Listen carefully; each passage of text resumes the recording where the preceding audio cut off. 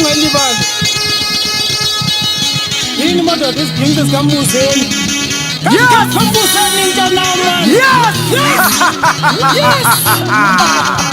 Awu madoda ubani inakala kudala uxolo kahoho udala uxolo kahoho kumandondela ibungela sekhosa usikwangana sencuncubana ngathi kumjamezela kumanga ngangigaqile kumpondo zenyathi ndiyazamazamisa kubaqhela ukwedlula kodwa hayi impunduze encanda ndizinamile indoda ziyasithanda amatshini-tshini Gobinyana changa, Yotona pina, Gobinyana changa, Yotona, Gobinyana changa, Yotona pina, Gobinyana changa, Yotona, Gobinyana changa, Yotona pina, Gobinyana changa, Yotona, Gobinyana changa, Yotona.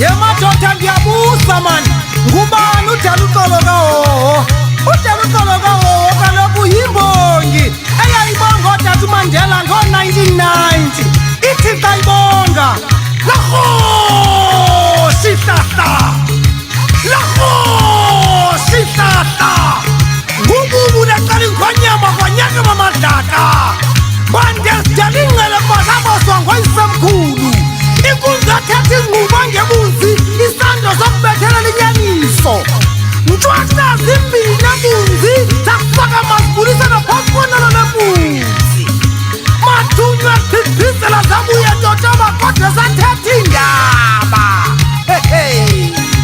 wawuvela kude umfokahoho mntanam uvela kude umfokahoho indindlela uhoho kaloku yayimbongi kaKhrisani ayimbongi yamakomanisi athi xa ibonga amakomanisi alibonga ikomanisi alibonga ikomanisi kuba wothi alibonga kanti uziphothulele umhlanga nqaba kuhloba igazi kunyakama inzizi kuba lona lagonyolagonyolwa emazweni umahambe ecabayele hleza abamlandelayo bangayiboni indlela into athi kayibona umngqusho isuke ibobotheke umasina zombelela adaphe isigodu ngobuswala inquba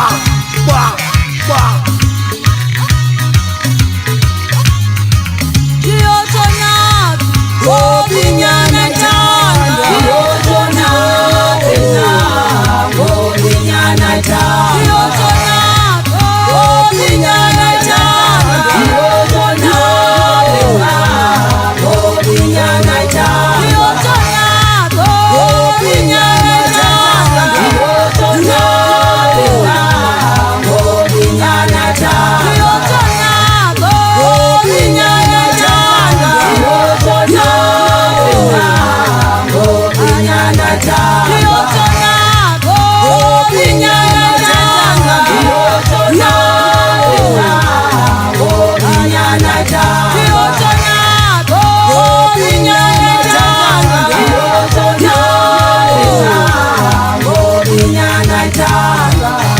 udala uxolo ngo-1996 wayephangela Radio Khosa ephantsi kwesandla senkonde eyaziwayo uba uMandla Myeko waze ke ngokusebenzisana nabantu bemveli kuloo minyaka wafaka inkqubo yokholo lwemveli inkolokantu eRadio Khosa udala uxolo ngumbhali izibongo zakhe ziyafumaneka kwezi ncwadi zilandelayo: imbongi ijonge ekhantini, ubuncwane bezwe, vukani madoda kusile.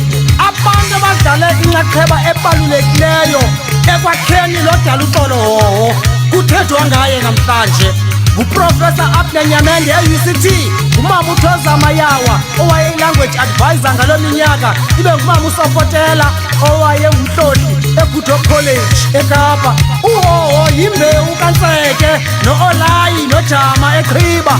Ndibetha nje iintloko zeenyoka kuphela, kodwa ke bebaninzi abantu abayidlalileyo inxaxheba ebalulekileyo ekunqwanqwadeni nasekululekeni umfo kahoho.